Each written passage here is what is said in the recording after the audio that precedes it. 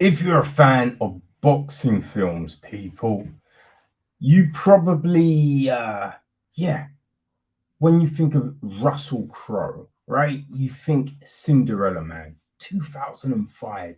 Russell Crowe is, coming off the success of Gladiator, right? LA Confidential. He is pretty hot commodity. A Beautiful Mind, Master and Commander, Proof of Life. He made some really good films, right? Cinderella Man plays what Jim Braddock, and it's a really good film. I thought, yeah, very much enjoyed it. So when word comes that Russell Crowe is in another boxing film, you're like, okay. You do think to yourself, hmm. I mean, he is old, right? Do we want to see Russell Crowe boxing? Is that gonna be believable? So yeah, that was a thought coming into Prizefighter, the new film from director Daniel Graham, written by Matt Hookings. Um, Now we don't have to fear. Russell is not. Well, I say he's not boxing. He does box a little, kind of, in the film. You know what I mean? So it is produced by Chris Hardman and Hookins. It is co-produced by Alexa War, um, Elvin Juan Gokkul, Kathleen DeBrink-Cat, and Maria Dent. There are a heap of executive producers on this film. Um, Music is from Paul Sanderson. Cinematography is Ben Brahma Sireba. It's edited by Jeff Cummings and Chris Gill. Nancy Bishop handles the casting. Sonia Claus, production design. Art direction is Phil Donaldson, Chris Fagan, Diana Gunny, Don Tass Pastelis, and Joseph Wayne. Outcast. Okay, so Matt Hookings is actually the star of the film as well. He plays Jem Belcher. Ray Winston, well, no, sorry. Russell Crowe plays Jack Slack, right? Jem's granddad. I think that's what he would be. Jem's mum is Jack's daughter. So I think that would make him granddad, right? Uncle, I don't know why I still don't know this shit. I'm too old not to know this shit, but I do not know this shit. Anyway, that's the buzz, right? Um, his mother is Mary Belcher, and she is played by Jodie May. He's got a brother and sister. His sister is Gilly, played by Lucy Martin. His brother is Tom, played by Stanley Morgan. So his trainer is Bill Waugh, played by Ray Winston. There is Lord Rushworth, played by Marton Kouzakis. Lord Ashford, played by Julian Glover.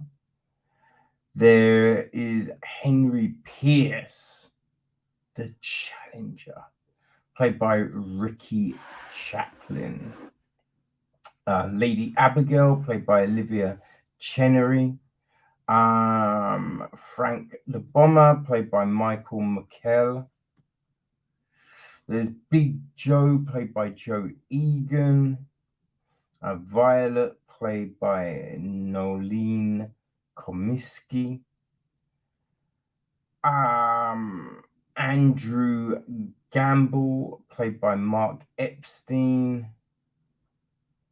Bob the Blackbeard Briton, played by Julius Francis. Yeah,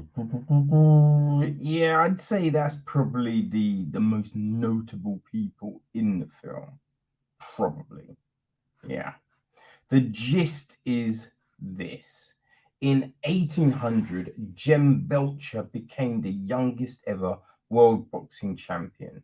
Belcher played by Matt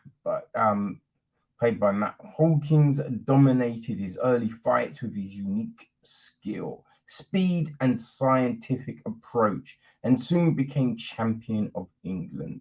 A natural talent oozing with charm, style, and grace.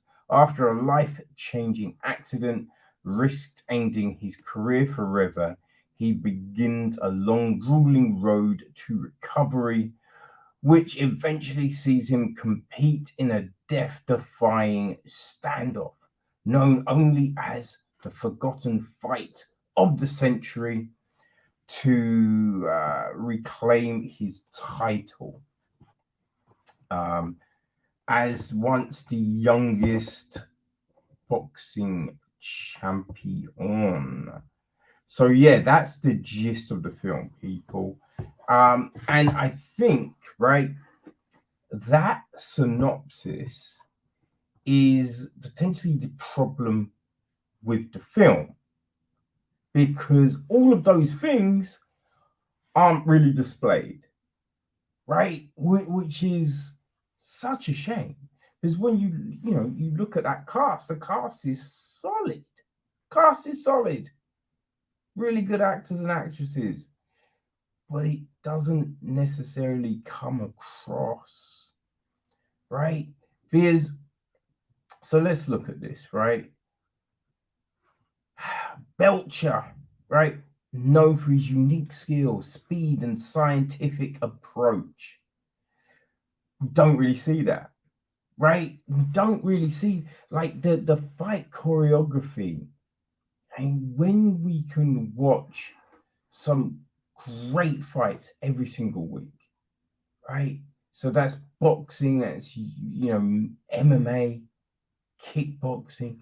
There is so much on TV now, that we can find, right? Most channels, Fight Pass for the UFC or ESPN, you know, you've got it's on BD Sports as well, right? Channel 4 is the PFL, BBC has Bellator. So even if you can't, you're not paying for Fight Pass, right? You're not paying for BT. You can watch stuff on terrestrial TV. I mean, there's the big boxing fights. We see world-class boxing. The fights that we saw here, like a lot of punches look like slaps, if anything. It didn't look like the sweet science. That's the big thing here, right? And especially if you're saying someone is known for their scientific approach and just all of this, we need to see it. We need to see it. We do not see it. We don't really see the charm, the style, the grace. Don't really see it. Don't really see it. And I think it's such a shame. Such a shame. Like the chemistry between, everyone. Essentially, it's just it falls kind of flat. Falls kind of flat. I think the best performance here is from Jodie May, right? Belcher's mother. She really does, like, you can see the anxiety, the hurt, just all of these emotions. But on a lot of the other people, like with Russell Crowe's character, I will just point out the first time we see Russell Crowe, they play music that is very similar to the Gladiator theme, which you just kind of roll your eyes and be like, oh no, what are we doing? Right? I kind of feel you do not want to be reminding people of Gladiator when we see Crow, because this is not a Gladiator performance, right? So it's just don't remind people of a time when he was really killing it with the acting, because it feels like there's a lot of phoned in performances, you know. Such a shame. I think another big factor here is, well, there's two things, right? The tone of the film, the color setting changes, right? There are these moments where it feels very oh, kind of like subdued, right? They really kind of tone, like, I don't know, submerged the feel of it, right? But then other times it's all shiny. You know what I mean? It's all shiny, right? The clothes all very bright in color. There is a scarf that Jem has from a kid, right? His uncle, granddad, whoever the fuck Russell Crowe is, gives him this scarf when he's a little kid. And then till the very end, this scarf still as bright and colorful as it. I'm like, there wasn't, you know what I mean, color correcting fabric softener or washing powder. Those weren't the things. Colors faded. You know what I mean? Colors faded. Right? That's what used to happen. Right? Clothes got frayed. We didn't see that. We didn't see it. It's just like, how the fuck is this scarf gonna be as vibrant as it was, over 20 years ago? It's something that you're like, what's happening here, right? The clothes. Now, when you first buy them, fine, new, crisp, you know what I mean? But after a while, shit's gonna fade. You know what I mean? Colors are gonna run, right? Everything ran then. You know, color wasn't like it is now. So it makes for a weird feel of a film when you have all of this, and then for some reason some scenes feel more subdued tonally than other scenes. It's very odd in that regard, you know. But yeah, so you have all of that, but then you just, as I said, look, there's no real chemistry between anyone. So it feels really, there's just no depth. It just felt like there's no depth here. You know what I mean? So you've got this story and just everything that's meant to happen, but it's just like, you just think to yourself, well, like, what are the threats? What's the consequences? And there's a lot of shit that doesn't make any sense. Like, there's a point when the mum goes to him, oh, you need to soak your hands after a fight. But it's not after a fight, right? It's not after. So you're just like, wait, what? You know what I mean? He hasn't fought, but his hands are all bruised up like he has fought. It makes no sense from where he came from, right? Just the fact, like, there's a prison sequence, and you're thinking, well, how does this make any sense, right? What's happening here? Because the scene kind of shows it's a setup, but for what reason? We do not know. It's just something that happens, right? There's a lot of these weird things that just seem to happen, but with no real rhyme or reason or explanation. It's all a bit like, huh, okay, right? Like, we don't necessarily see a fallout between Belcher and Lord. Rushworth. Yeah, we don't see that, but we kind of feel that there must have been for where the film goes. But it's just like, what is what's going on, right? And here's the other thing: we know fighters who have issues with, like Michael Bisping hurt his eye, went on to become frigging middleweight champion of the world, which is insane, right? But he talks extensively about the difficulty he had because his depth perception changed. You know what I mean? It changes everything. I have no depth perception, right? Trying to shoot baskets is insane because sometimes I'm overshooting, sometimes I'm undershooting. I very rarely get it right, you know? But here we see Belcher have difficulties with the eye. But then there's nothing where we see him working on getting that perception back, right? We don't see it. So there's these things of like go in the mud, right? Catch a fly. One of the craziest things with the electric eel. Like, what the fuck? Like, come, it's not a thing. It's not a thing. What are we doing here? It's it's so bizarre, so bizarre, right? There's these scenes which is we're trying to show Belcher as like a ladies' man, so we see him with like numerous women, but the sex scenes all felt mad robotic, right? There's no sensuality, Now they're not over the top, they're not gratuitous or anything like that. We're not seeing anything, but you just kind of feel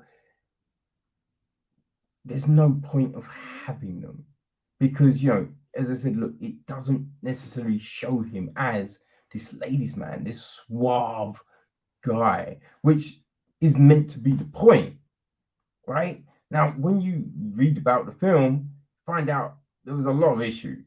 There was a lot of issues behind, a lot of infighting, supposedly, and it kind of shows, right? It kind of shows that there's a pulling in directions, as I said, like tonally, color wise, right? I imagine some people going, yo, this is like, it shouldn't be shiny. I was like, oh no, we want it like, it feels, it really feels like there was a lot of clashes to try and get this to look and feel a certain way. And, they couldn't really work it out. Couldn't really work it out. It's a shame, people. It really is. Now, maybe, right, if you're a fan of the Never Back Down films, that kind of stuff, then this might work for you, right? But if you're a fan of some of the classic boxing films, this one doesn't hold up like that, right? Doesn't hold up. Now they clearly try and steal some shit from Rocky, which is insane. It's insane, right? I don't believe there's Vaseline at this time, but he's using this kind of Vaseline to stop cuts and bleed. It makes no sense. If you're a fan of boxing, if you're a fan of fighting, it makes no sense. Some of the shit we see here, it really doesn't. But hey, people, if you want to learn a little bit about Jem Belcher, right? I say a little bit because, as I said, look, there's gaping holes, right? We don't know why he died so young. We just don't know. Don't know, right? It leaves all of these things out. But if you want to try and learn a little bit, you know what I mean? Prizefighter may be for you. And if so, people, it will be available on Amazon Prime. So if you've got a Prime account, you can dip in, take a little look. Maybe you're like, yo, this is the film. This gets the juices pumping. This is my Rocky, right? Maybe it works for you on that level. And yeah, it's on Prime, so you can go check it out and work that out for yourselves, people. Okay? Prize Fighter, the real life Jem Belcher story.